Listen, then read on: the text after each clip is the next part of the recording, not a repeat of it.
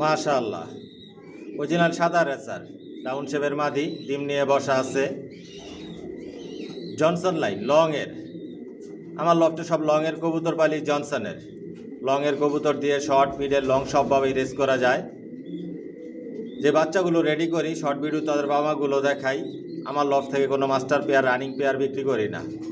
Zero পরের বাচ্চা থেকে শুরু করে অ্যাডাল্ট নিউ অ্যাডাল্ট পর্যন্ত বিক্রি করি সর্বোচ্চ। নিউ অ্যাডাল্ট যেগুলো বিক্রি করি আলোচনা সাপেক্ষে, নিউ অ্যাডাল্ট নিয়েও আপনারা ছেড়ে পালতে পারবেন।